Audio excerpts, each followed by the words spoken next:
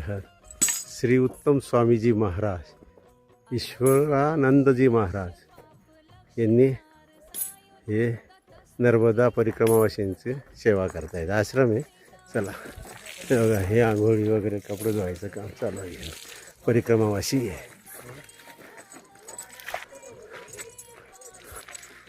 काय दुपारचं भोजन वगैरे असेल तर करू आणि मग निघू आम्ही.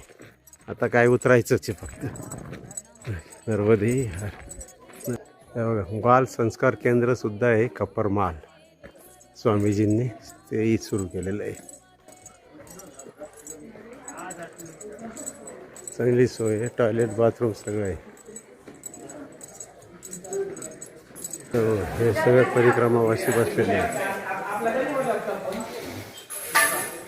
सगळं आराम करतायत. नर्मदे